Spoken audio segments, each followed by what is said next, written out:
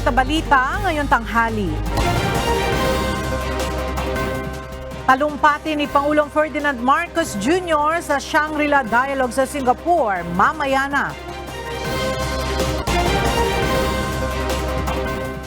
Vice President Sara Duterte muling nanguna sa Most Trusted Top Government Official ayon sa isang survey.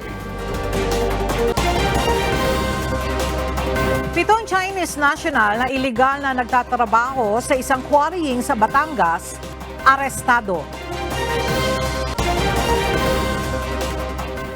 PCG personnel na nagtangkang mangikil ng 150,000 pesos sa isang aplikante kinasuhan. Dating US President Donald Trump hinatulang guilty ng korte sa hush money trial. At mga senior citizen na graduate sa kanilang pag-aaral ngayong taon, kilalanin. Magandang tanghali mga kasangbahay. Ngayon po ay araw ng Biyernes, May 31, 2024 at una sa mga balita ngayong tanghali. May serye ng pagpupulong si Pangulong Ferdinand Marcos Jr. sa ilang high-ranking officials ng Singapore.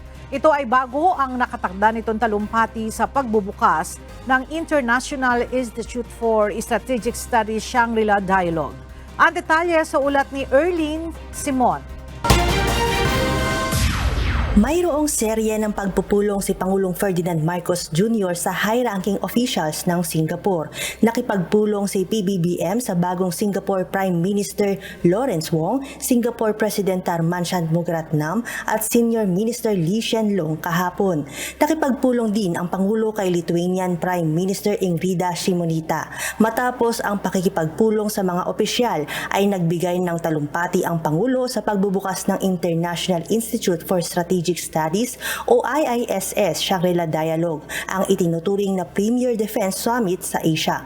Para sa Pangulo, mahalaga ang imbitasyon sa Shangri-La Dialogue dahil maipaliliwanag niya sa international community ang posisyon ng Pilipinas kaugnay ng maritime disputes sa West Philippine Sea o WPS. Paraan din ito upang magkaroon ng multilateral alliances ang Pilipinas lalo na sa usapin ng WPS laban sa China. Marami tayong kakampi. Kasi, so, imbis na boses lamang ng Pilipinas, boses ng marami. And that's always important.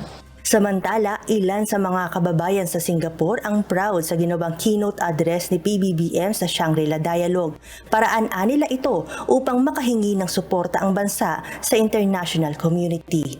See to it that we can at least we know the fact that we expected the international assistance with regards to our West Philippine Sea claim. Kaya proud ako sa President Bongbong Marcos dahil unti-unti nag-i-improve ang Pilipinas, hindi lang sa kapakanan ng buong Pilipino, kundi para din sa mga OFW na nandito sa Singapore. Batay sa tala ng Embahada ng Pilipinas, nasa 200 hanggang 215,000 ang mga Pilipino sa Singapore. 60% sa mga ito ay professionals gaya ng information technology professionals, engineers, architects, healthcare workers, nurse at iba pa. Samantalang 40% naman ang household workers. Erlene Simon, UNTV News and Rescue. Diyos ang aming sandigan, serbisyo publiko ang aming pinahahalagahan. Lalagdaan na ni Pangulong Ferdinand Marcos Jr. ang panukalang dodoble sa supplies allowance ng mga guro. Batay sa ACT Teachers Party List, nakatakda ang ceremonial signing ng Kabalikat sa Pagtuturo Act sa June 3, 2024. At para sa detalye, makibalita tayo kay Rosalie Coz live. Rosalie, magkano na ang matatanggap na halaga ng public school teachers para sa teaching supplies allowance? Layo ng Kabalikat sa Pagtuturo Act na doblehin ang kasalukuyang 5,000 pesos na halaga ng teaching supplies allowance kada taon. Sa ilalim ng panukala, dodoblehin o itataas ang cash allowance ng mga guro para sa teaching tools at resources sa halagang 10,000 pesos mula school year 2025 hanggang 2026. Exempted din ito sa income tax. Inihayag ng ACT Teachers Party List na nakatakda ng lagdaan ni Pangulong Ferdinand Marcos Jr. ang panukala sa Malacanang sa June 3, araw ng Lunes. Nagpadala ng imbitasyon para kay ACT Teachers Party List Representative Franz Castro ang tanggapan ng Presidential Advisor on Legislative Affairs kaugnay ng ceremonial signing. Ang grupo ang nagsulong at naglobby sa panukala. Winelcome naman ni Representative Castro ang hakbang ng PBBM administration at iginiit na sa paglagda ng panukala magkakaroon na ng sapat na pondo ang mga guro pambili ng magagamit sa pagtuturo upang makapag-deliver ng kalidad na edukasyon para sa mga estudyante. Balik sa iyo, Aga. Maraming salamat, Rosalie Coz. Most trusted pa rin sa mga pangunahing opisyal ng gobyerno si Vice President Sara Duterte. Samantala, nadagdagan pa ang mga Pinoy na pumapabor sa charter change o panukalang amyendahan ang konstitusyon batay sa pinakabagong online survey ng isang technology app. Narito ang report ni Brian Baldarahe. Nananatiling si Vice President Sara Duterte ang pinakapinagkakatiwalaan sa mga pangunahing opisyal ng gobyerno sa bansa. Batay sa pinakabagong online survey ng Tangere App, nakakuha ng 60% na trust rating si VP Duterte habang 52% naman ang kanyang satisfaction rating. Pero bahagyang bumaba ang satisfaction na trust ratings nito kumpara noong Marso. Si Pangulong Ferdinand Marcos naman ay may 56% trust rating. Bahagya ring nadagdagan ang bilang ng mga kontento sa performance ng Pangulo na nasa 43% mula sa dating 42 noong Marso. Mapapansin din na magkakapareho ang trust ratings ni dating Senate President Mig Zubiri at House Speaker Martin Romualdez. Ginawa ang survey nitong May 22 hanggang 25 na sinagutan ng 2,000 participants. Sa isa pang survey ng Tangere App ngayong buwan, lumalabas na bahagyang tumaas ang bilang ng mga Pilipinong sumusuporta sa panukalang pagbabago ng ilang economic provisions ng 1987 Constitution. Nasa 57% na ang sang-ayon sa isinusulong na charter change o CHA-CHA kumpara sa 55% nitong Abril. 17% na lamang ang tutol habang 26% ang hindi sigurado. Batay sa panuntunan ng pag-amyenda sa saligang batas, kailangang ratipikahin ito ng mayorya ng mga Pilipino sa isang national referendum. Umaasa rin ang mga pabor sa CHA-CHA na kapag natuloy ang amyenda ay lilikha ito ng mas maraming trabaho para sa mga Pilipino, lalago ang ekonomiya at tataas ang sahod at mga benepisyo sa trabaho. Brian Baldarahe, UNTV News and Rescue. Diyos ang aming sandigan, serbisyo publiko ang aming pinahahalagahan. Pinag-iingat ngayon ng Meralco ang kanilang mga customer laban sa mga scammer na gumagamit ng fake email at nagpapanggap na kanilang empleyado. Paalala ng Meralco, huwag mag-reply o mag-engage sa nasabing email at iginiit na ang pagbabayad ng bills ay ginagawa lamang sa kanilang official payment channels. Para sa karagdagang mga impormasyon, i-follow lamang ang official social media accounts ng Meralco, gayon din ang kanilang website at Meralco mobile app. Kinasuhan ng Philippine Coast Guard ang isa sa kanilang mga tauhan na nagtangkang mangikil ng 150,000 pesos sa isang aplikante kapalit ng siguradong pagpasok sa Coast Guard Service.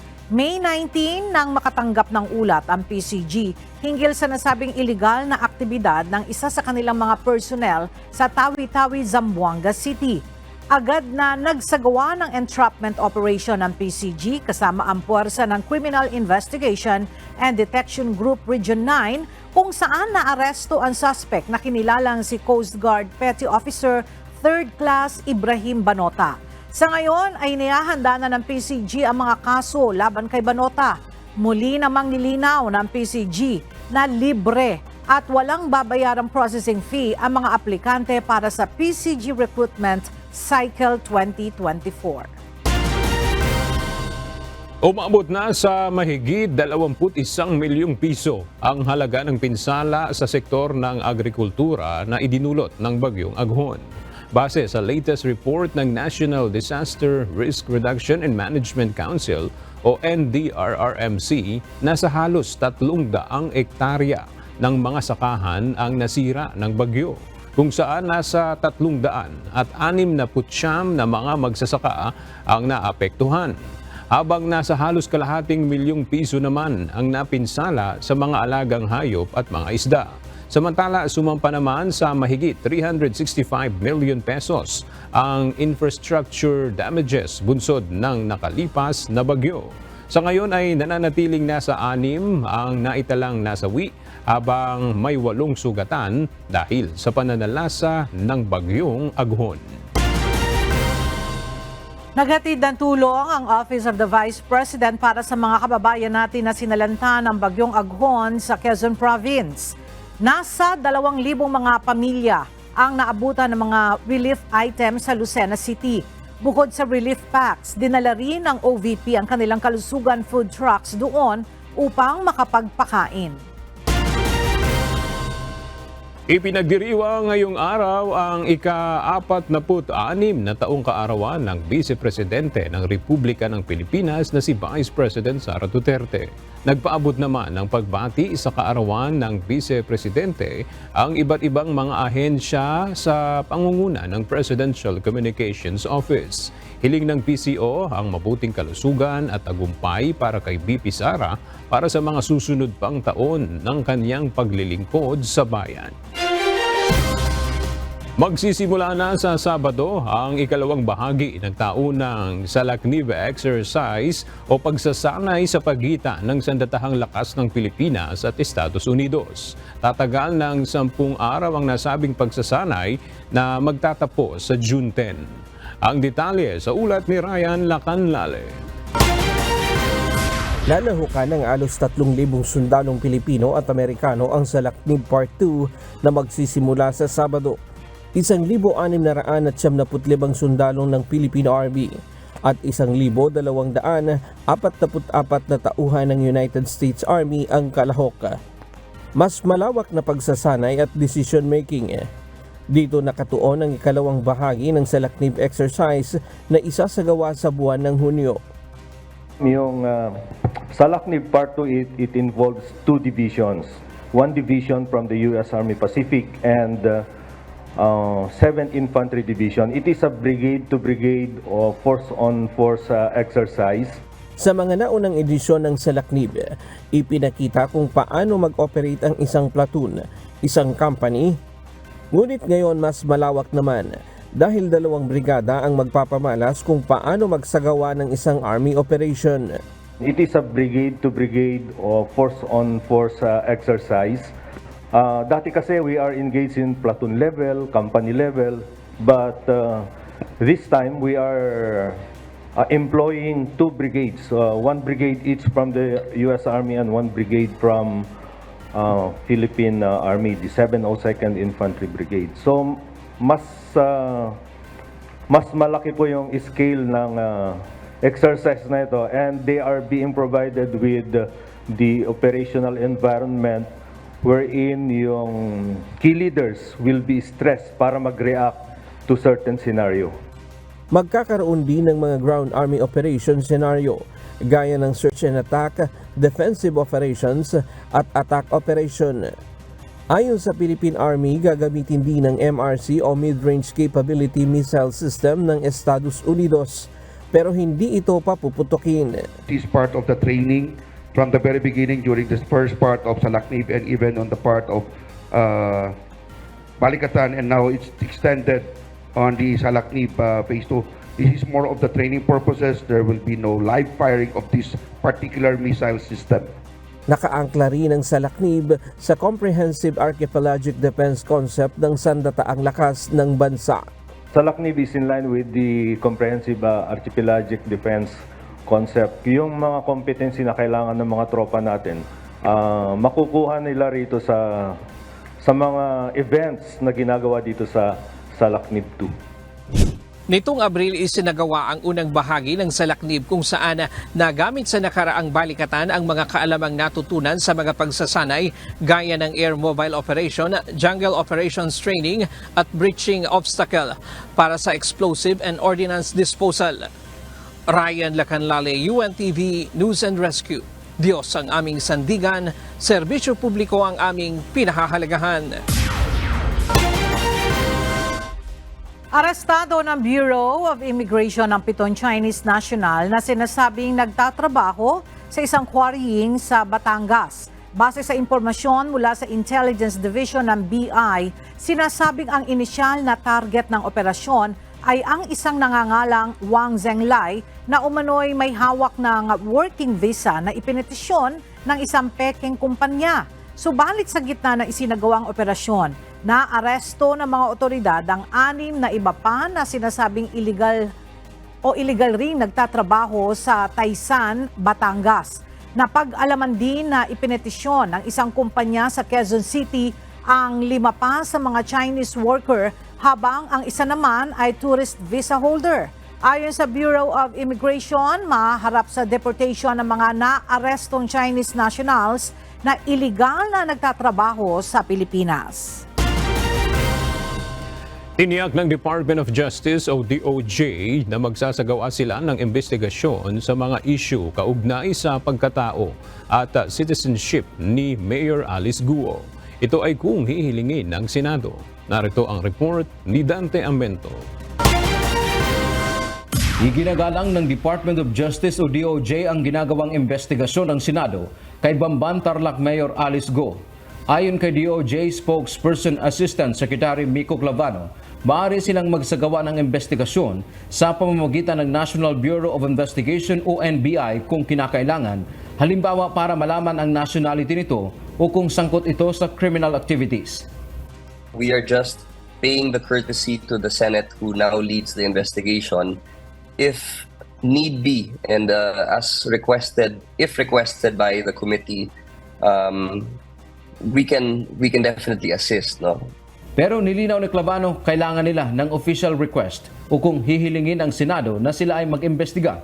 Ayaw lang po natin na pangunahan ang Senado, especially because there is an ongoing investigation on their end. Pero po kung malaman ho natin at meron po silang directive sa atin na mag-conduct ng isang investigation, we will definitely abide. Dagdag pa ni Clavano, sa ngayon wala pa naman silang natanggap na reklamong inihain laban kay Mayor Guo. Samantala, ang Office of the Solicitor General o OSG naman ay nagsasagawa na ng bukod na investigasyon kay Mayor Guo na maaaring magresulta sa quo warranto petition na sa huli ay posible siyang mapatalsik sa pwesto. If ever it is decided by the courts, will take the power of Mayor Alice Guo away in such a way na parang hindi siya eligible or qualified to hold the position. Dante Amento, UNTV News and Rescue. Diyos ang aming sandigan, serbisyo publiko ang aming pinahahalagahan. Isinasapinal na ang environmental case na isasampa ng Pilipinas laban sa China kaugnay ng pinsala sa West Philippine Sea sa loob ng ilang linggo ayon sa Department of Justice o DOJ. Ayon kay DOJ spokesperson Miko Clavano, patuloy naman na nakikipag-ugnayan ang Office of the Solicitor General o OSG sa pangangalap ng ebidensya para sa mas malakas na demanda. Kailangan ho natin mapatibayan ang lahat ng ebidensya na kailangan i-attach sa ating complaint. Although confident naman po tayo na in a few weeks ay mabuo na yung ating complaint at yung mga attachments na ebidensya. So hopefully po with the help of the Office of the Solicitor General, we will be able to file an environmental case against China. Pinag-aaralan din ng OSG ang mga legal na opsyon sa nasirang coral at seabed sa Rizal Reef at Escoda Shoal sa West Philippine Sea, kabilang ang paghahain ng reklamo sa International Tribunal na nakakasakop dito gaya ng Permanent Court Arbitration o PCA sa The Hague. Kumpiyansa ang Department of Justice o DOJ na mapagbibigyan ang kahilingan ng pamahalaan na mapabalik ng Pilipinas si dating Negros Oriental Congressman Arnulfo Teves Jr. Ayon kay DOJ spokesperson, Assistant Secretary Miko Clavano, pumasa na sa pagsusuri ng Ministry of Justice ng Timor-Leste ang request ng Pilipinas. Sa ngayon ay inakyat na anya ito sa Court of Appeals at inaasahang magkakaroon ng desisyon sa mga susunod na linggo. Hiniling ng Pilipinas ang pagpapauwi kay Teves matapos na maglabas ng red notice ang Interpol laban sa dating mambabatas kaugnay sa kasong murder na kinakaharap nito dahil sa Pamplona Massacre. Pag nakita nila na legitimate po yung request natin, naka-attach po lahat ng dokumento, supporting documents, ay i-grant naman po talaga. Kaya confident po kami dahil lahat po ng kailangan i-attach ay na-attach. Lahat ng clarifications po ng government ng Timor-Leste ay na-address naman po ng Legal Division ng DOJ.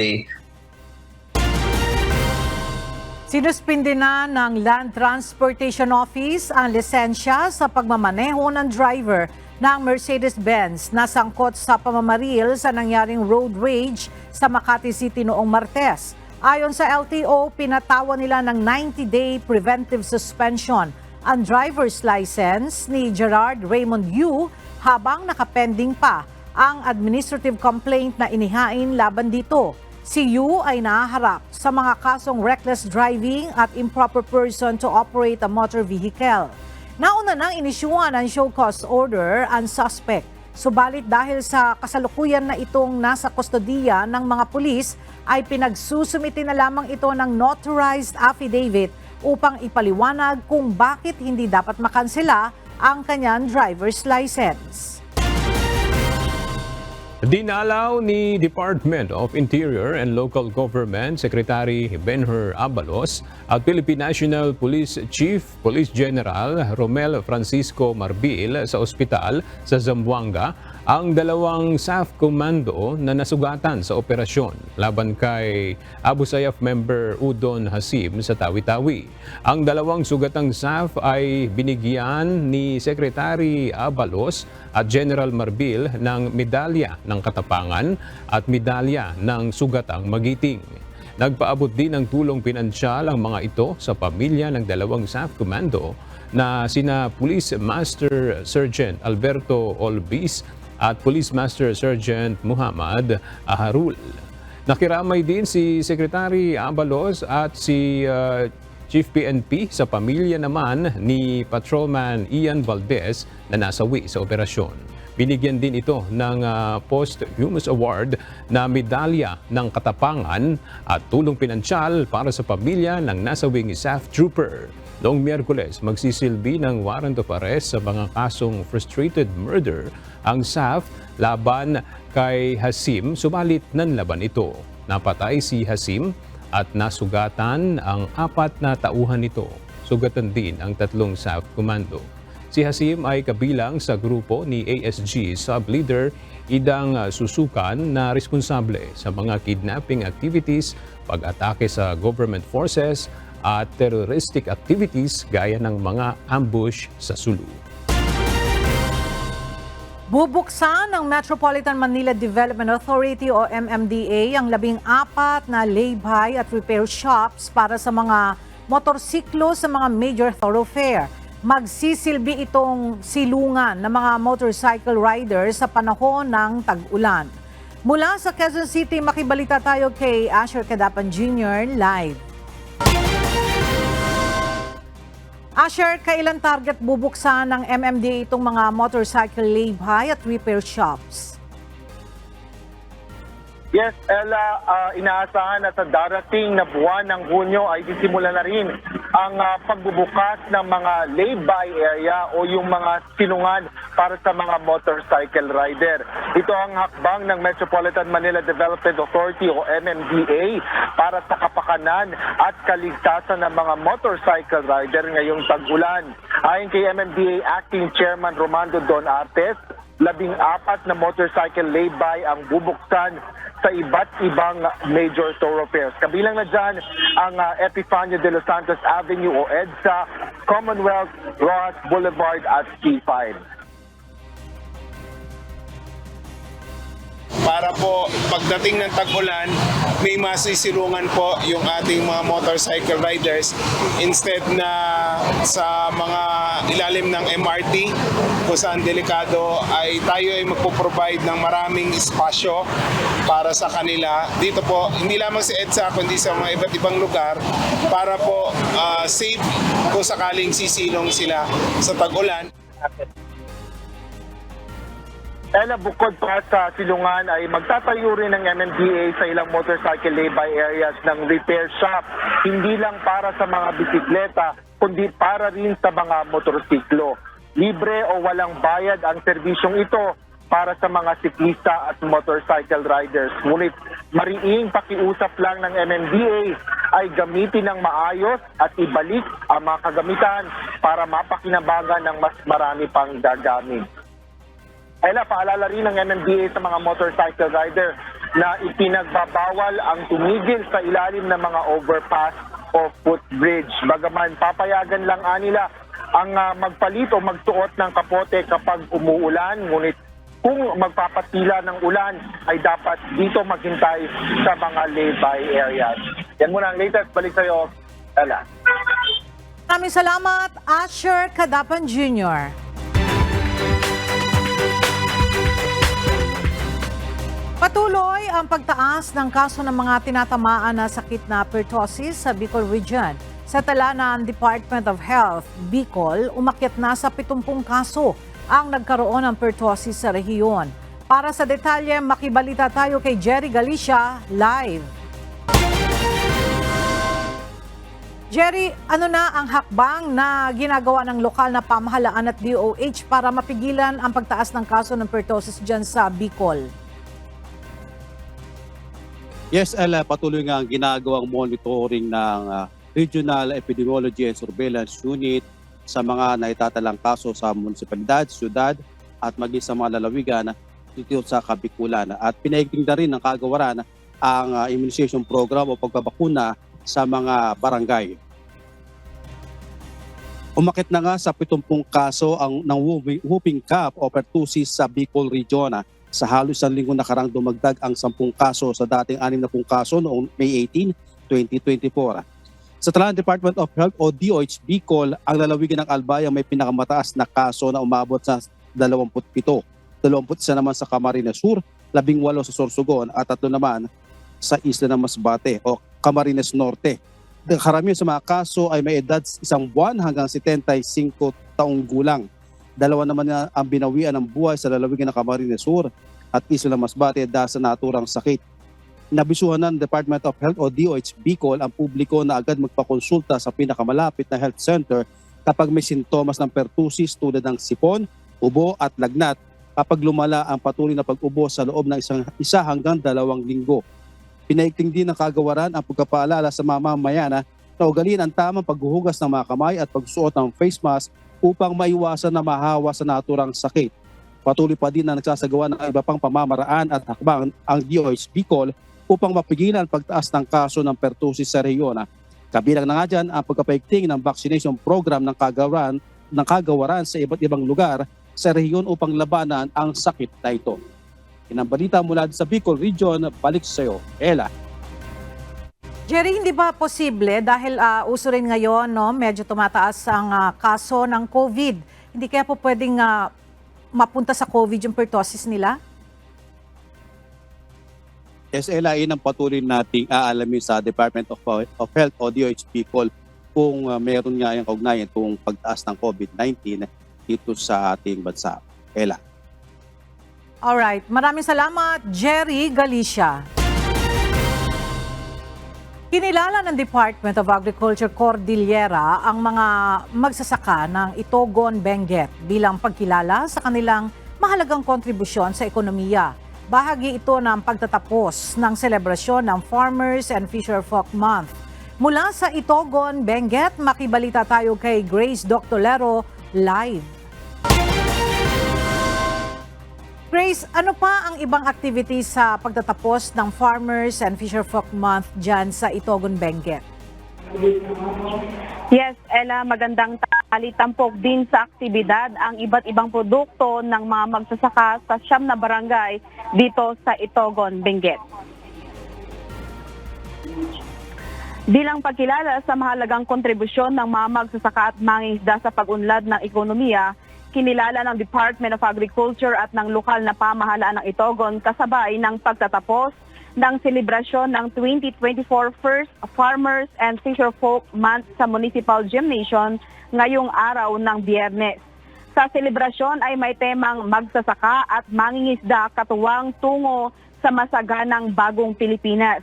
Binigyang diin ni Municipal Mayor Bernard Waclin ang mahalagang papel ng mga magsasaka at mangingisda sa pagpapanatili ng malagong ekonomiya sa bayan ng Itogon. Samantala, hinikayat din ni Romeo Casilla, ang Municipal Agriculture and Fishery Council Chairperson, ang lahat na suportahan ang mga itinuturing na food heroes sa pamamagitan ng mga inisyatibo ng Department of Agriculture, kabilang na ang modernisasyon at mekanisasyon ng agrikultura. Itinalaga ang buwan ng Mayo bilang Farmers and Fisherfolk Month sa pamamagitan ng Presidential Decree No. 33 na nilagdaan noong May 21, 1989 upang kilalanin ang mahalagang papel na ginagampanan ng mga magsasaka at mangingisda sa kontribusyon. Ang layunin na maibsan ang kahirapan sa bansa, pagtiyak sa food security at pag-promote ng tatagan ng agrikultura. Sa Municipal Gymnasium ay tampok din ang mga food stalls na kinabibilangan ng 9 na kadiwa partner exhibitors mula sa 9 na barangay ng bayan na naglatag ng iba't ibang produkto katulad ng mga gulay, prutas, kape, poultry at iba pang processed goods. Ella, maliban nga sa magsasaka at mga mangisda dito sa Itogon, ang pangunahing hanap buhay ng mga residente dito sa Itogon, Benguet ay ang pagmimina. Yan muna ang balita mula dito sa Itogon. Balik sa'yo, Ella. Maraming salamat, Grace Doctolero.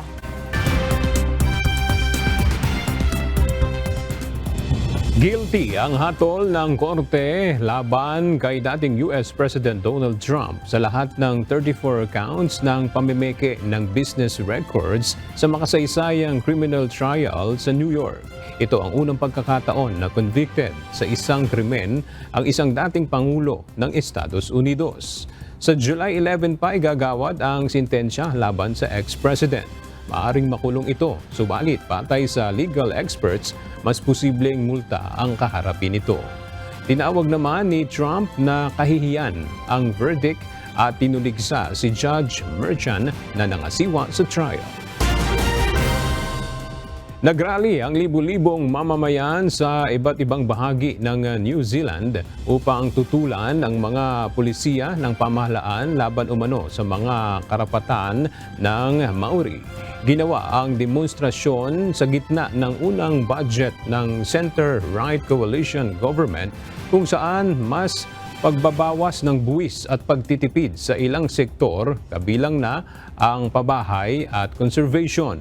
Itinanggi naman ng Finance Minister na binawasan ang pondo para sa mga programang nakalaan sa Maori at iginiit na makikinabang sa mga bagong inisyatibo ang lahat ng New Zealanders.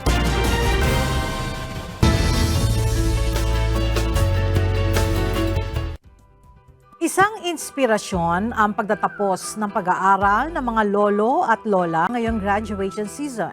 Ilan sa mga senior citizen ang gumraduate ngayong buwan at tumanggap ng diploma. Narito ang report ni Cyrix Remanes. Age is just a number para sa mga senior citizen na nagsipagtapos ng kanilang pag-aaral ngayong graduation month. Sa Mati City, Davao Oriental, proud na proud ang 62 years old na si Lola Sonia Bestes Bayagas dahil graduate na siya sa pamamagitan ng Alternative Learning System. Si Lola Sonia ay nag-asawa sa edad na 18 anyos at nagkaroon ng 8 anak. Sa kabila ng pagiging family provider matapos ma-disable ang asawa, nagpursige itong mag-aral para maging NC2 driving certificate holder. Nais ni Lola Sonia na makapag-aaral pa para maging midwife balang araw. Graduate din sa senior high school level sa Maypaho High School ang 67 years old na si Lolo Marcelino Estonactoc. Si Lolo Marcelino ay nagtatrabaho bilang family driver habang nag-aaral ng accountancy, business and management strand. Ayon sa kanyang mga anak, matagal ng pangarap ng kanilang tatay na makapagtapos ng pag-aaral, kaya lubos ang kagalakan ni Lolo Marcelino na siya ay makapagtapos na. Age is not a hindrance in attaining education naman ang motto ni Tatay Hilario mula Cagayan na nagtapos ng ALS sa Apari East National High School. Isa siyang buhay na saksi na walang imposible sa taong nagsisikap. Masaya naman ang 74 anyos na si Lolo Nicolas Sokgang na nagtapos sa senior high school sa NAPTI Integrated School sa Batan, Aklan. Si Lolo Nicolas o kilala sa tawag na Lolo Jao ay kabilang sa senior high school program sa ilalim ng TVL track Agri-Fishery Arts Strand. Ayon sa kanyang guro, determinado umanong pumasok sa paaralan araw-araw si Lolo Jao kahit may katandaan na sa buhay. Congratulations, Lolo Jao! Tunay na hindi hadlang ang kahirapan at edad para makamit ang edukasyon na pinapangarap. Cyrix Rimanes, UNTV News and Rescue. Diyos ang aming sandigan, serbisyo publiko ang aming pinahahalagahan.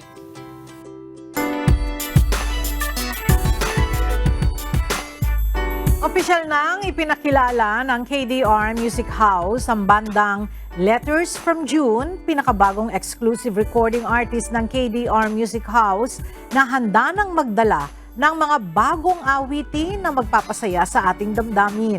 Ang kanilang debut song na pinamagatang Between, gagamiting theme song sa kaabang-abang na 13th edition ng Wish Date na gaganapin sa Araneta Coliseum sa June 30. Narito ang report ni Gladys Toabi.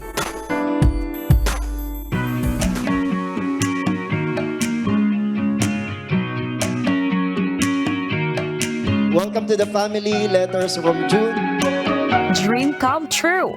Para sa bandang Letters from June ang madiskubre at maging bahagi ng KDR Music House. Focus ng pinakabagong 6-member pop-rock band ang paggawa ng alternative, mellow at cosmic sounds. We focus more on not really sad songs, but songs that most people can relate to. Yeah, as a band, we're, I think, very diverse with all the emotions that we can convey with our music. Sa ginanap na ceremonial signing nitong Miyerkules, May 29 sa La Verdad Christian College sa Caloocan City, ipinahagi ng grupo ang kanilang pasasalamat sa Big Break na kanilang natanggap at kung ano ang kwento sa likod ng pangalan ng kanilang grupo.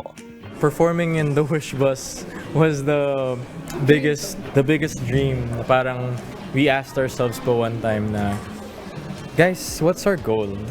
Tapos biglang all of us agreed na Wish Bus. So yung mga songs po na yun are kind of letters. Para silang mga letters to someone or letters to another person, to a friend, to a lover. We want to make it personal. We wanted to make it personal po. Like a letter. And bakit naman June? Actually, all of us have different interpretation of the June. Pero for me po, June kasi I love rain. So June is transition. It's a transition from sunny to rainy. Tapos parang ang sarap makinig sa mga mellow music pag maulan. Masarap pakinggan yung between pag maulan. Nabig-ubing nila, nabig nag-iisip kung maibabalik ang mga oras na naubos sa'yo. Kasabay ng opisyal na pagpapakilala ng KDR Music House sa banda, ipinamalas na rin ng grupo ang kanilang debut song na pinamagatang Between, na umiikot tungkol sa pag-ibig at pananabik. It's a letter saying na how much you appreciate and how much you view that person as your between. Pero what happens if that between that you always give and give doesn't give anything back to you? At ang mas kapanapanabik Ang awiting Between ang siyang magiging theme song sa 13th edition ng Wish Date na mapapanood sa Araneta Coliseum sa June 30. It feels so surreal having Between in the next Wish Date. Kasi po, parang one of our biggest goals in music is to have our song in a film or kahit short film lang or parang ang ganda na meron kang visual representation of your song. Ngayong nakikita na ng grupo ang bunga ng kanilang pagsisikap at unti-unti nang natatamasa ang pinapangarap nilang tagumpay. Nais nilang ibahagi sa mga tao at kapwa-artist na nagsisimula pa lamang na ipagpatuloy lang ang paggawa ng mga awitin at ipaglaban ang pangarap. Paano ko?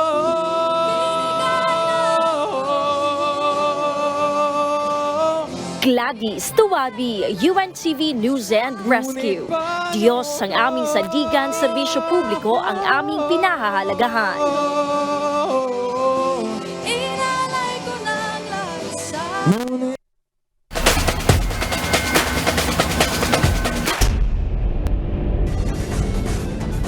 Nakuha ng BFP Lady Firefighters ang 10th straight win nito matapos bombahin ang SSS Pension Protectors sa second round eliminations sa Paco Arena, Manila.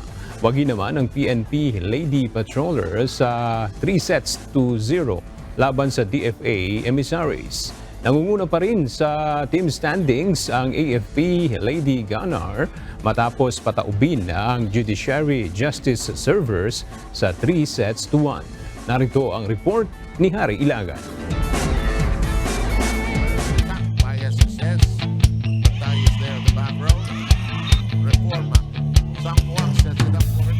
Sa first game, binomba agad ng malalakas na atake ni Nagang Abellana, Angeli Bentic at AJ Mamangon ng Lady Firefighters ang depensa ng SSS Pension Protectors sa pangunguna nila Patchari Semuang at Polinsea. Nakuha ng Lady Firefighters ang unang set sa score na 25-18. Sa second set, tinambakan ng BFP ng 12 points ang SSS sa mga sunod-sunod na power attack ni Abellana, Bentic at Mamangon sa score na 25-13. Sa third set, nagsunod-sunod na ang struggle ng Pension Protectors sa mga combination play ni Adolfo, Diaz at quick attack ni Mamangon at Abellana ng Lady Firefighters. Panalo sa third set sa score na 25-14 ang kupunan ng BFP Lady Firefighters. Best player of the game si Gang Abellana ng Lady Firefighters na may 6 attacks at 9 service aces. Nasa third spot pa rin ang BFP Firefighters na may 10 wins, 3 losses. Service talagang tinutukan namin kasi nung mga nakaraan talagang dami naming error sa service. We are trying pa talaga na ma-execute ng mas maayos yung mga plays namin, combination plays. Kulang talaga, as in 3 imports yung wala eh. Ang sakit nun eh.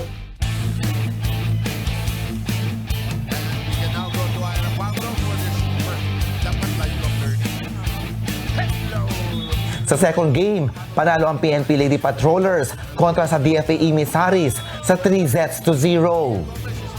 Sa first set pa lang, niratrat na agad ni Mila Flor Ronquillo, Kia Gomez at Ces Oliveros ng PNP Lady Patrollers ang DFA Emissaries.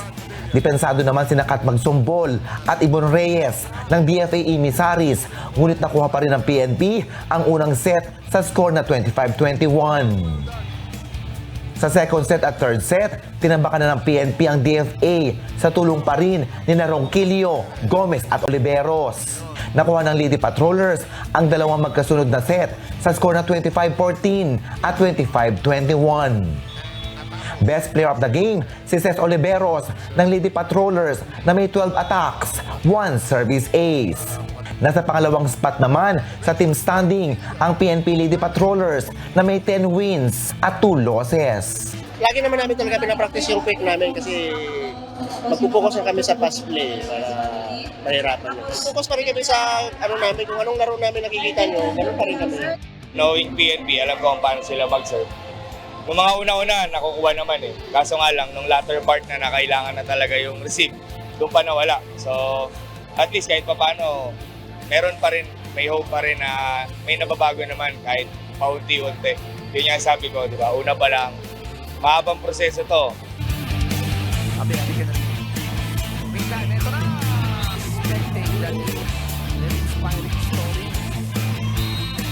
Sa third game, panalo ang AP Lady Gunner laban sa Judiciary Justice Servers sa 3-1. Sa first set at second set pa lang, nagpaulan na ng magkakasunod na power attack sina Yari Yongko, May Madulid at Cheryl Hake sa Judiciary Justice Servers. Dumipensa naman ang mga ito sa tulong ni Lerma Tubog at Ibon Reyes, ngunit nakuha pa rin ng AFP ang dalawang set sa score na 25-20 at 25-13. Sa third set, mabibigat na atake naman ni Yongko at Let Mabayad ng Lady Gunner ang sumagupa sa Justice Servers. Ngunit nadepensahan ito ni Arnie Pesebre at Lerma Tubog, kaya nakuha ng Justice Servers ang set 3 sa score na 23-25. Sa fourth set, nagpasabog na ng kaliwat ka ng quick at cross-court attack sina Ann Pantino, Madulid at Joy Betinho ng Lady Gunner sa Justice Servers. Natapos ang laban sa score na 25-8. Best player of the game si May Madulid ng AP Lady Gunner na may 10 attacks at 1 block. Nangunguna pa rin sa team standing ang AP Lady Gunner na may 11 wins at 2 losses.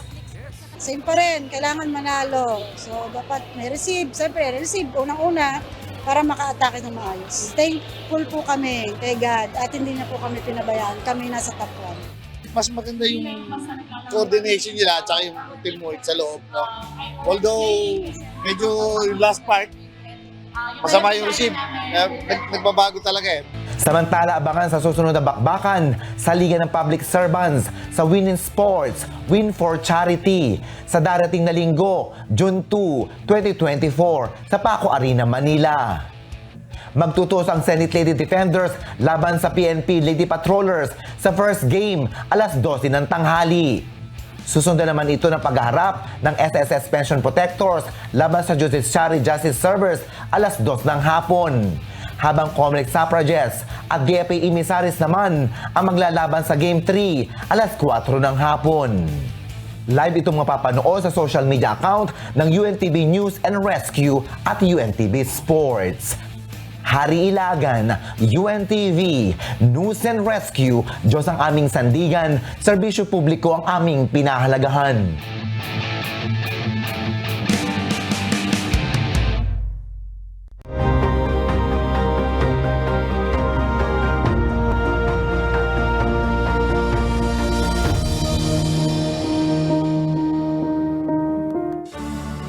Isang liblib na barangay sa bayan ng Labo, Camarines Norte ang narating ng medical mission ng Members Church of God International o MCGI sa pakikipagtulungan ng Philippine Army. Ayon sa mga residente, ito ang unang pagkakataon na narating sila ng isang libreng serbisyong medikal. Narito ang report ni Brian Baldarahe.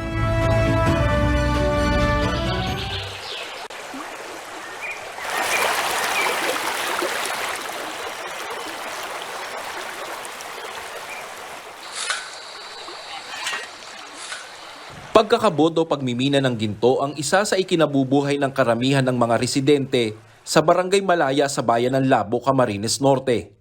Gaya ni Nanay Sinaida, maaga siyang nabiyuda kaya mag-isa niyang itinataguyod ang 3 anak. Mahirap ang maghapong paghahanap ng gabutil na buhangin ng ginto sa mainit na maghapon at agos ng tubig. Subalit mas mahirap anya sa kalooban na hindi niya mabigyan ng magandang kinabukasan ang kanyang mga anak. Kaya't pilit niyang kinakaya dahil ito lamang ang alam niyang paraan para kumita na halos sapat kung minsan ay kulang pa para lang mairaos ang pang-araw-araw nilang pangangailangan. Minsan po nakaka-250. Talagang hirap na po yun.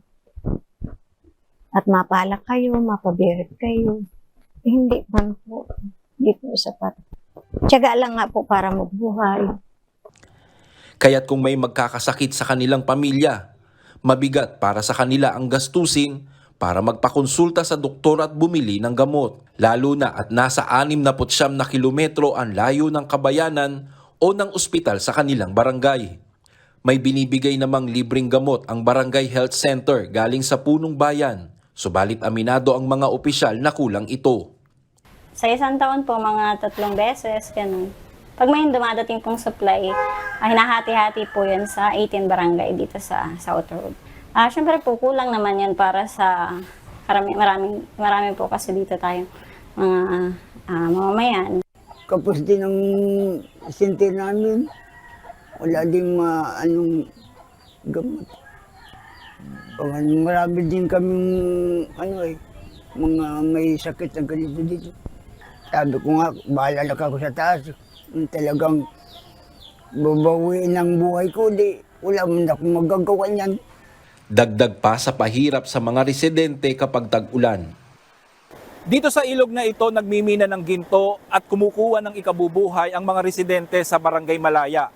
Pero ang ilog na ito rin ang nagiging dahilan para mahirapan marating ng mga medical services ang naturang barangay.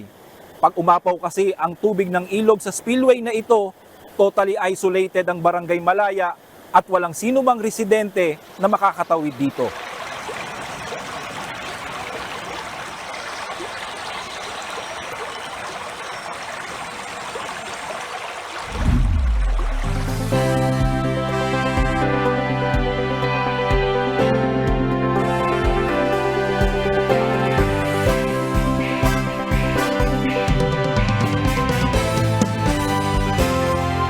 Ang kanilang sitwasyon ang idinulog ng Philippine Army kay Kuya Daniel Rason noong Nobyembre 2023 kasabay ng isinagawang MOA signing sa pagitan ng MCGI at Philippine Army sa Bicol.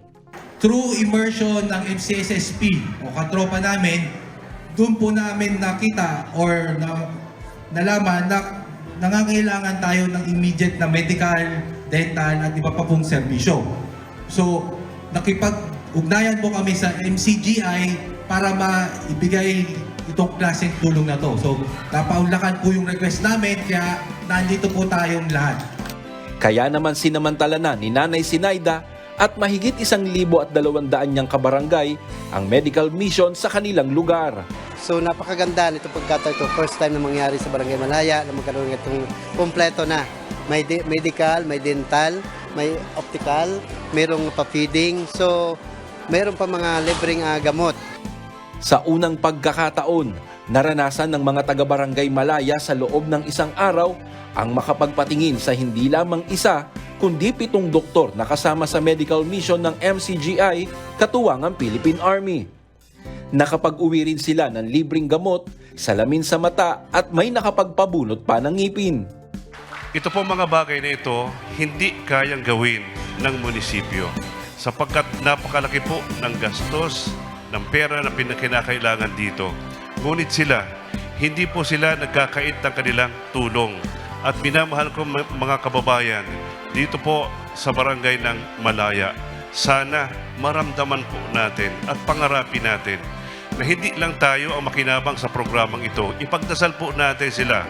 Unang-una, malaking pasasalamat po ang aking pinapaabot sa members, Church of God International, MCGI, kay Kuya Daniel Rason at kasama ang iba't iba pa pong mga ministro at mga miyembro ng MCGI dahil sa pagkakataon po nito na kung saan sila po ay nagbibigay ng tulong sa ating mga kababayan, mga importanteng tulong. Natutuwa ang aming puso ng lubos dahil sa nakikita nating kolaborasyon. Ang ibig sabihin po, ang ating pagtutulong-tulong ay magkakaroon ng malaking impact o epekto sa mga nangangailangan. At pinupuri natin lagi naman ang papuri ay sa Panginoon, lahat ng pagtatagumpay, lahat ng karangalan ay sa Diyos. Brian Baldarahe, UNTV News and Rescue. Diyos ang aming sandigan, serbisyo publiko ang aming pinahahalagahan. MCGI is MCGI shines. To God be the glory. Pag-ibig!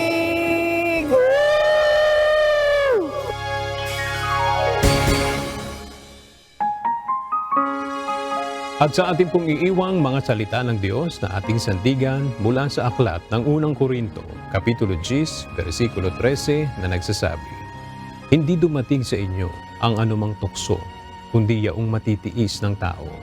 Datapwat tapat ang Diyos na hindi niya itutulot na kayo'y tuksuhin ng higit sa inyong makakaya, kundi kalakip din ng tukso ay gagawin naman ang paraan ng pag-ilag upang ito'y inyong matiis.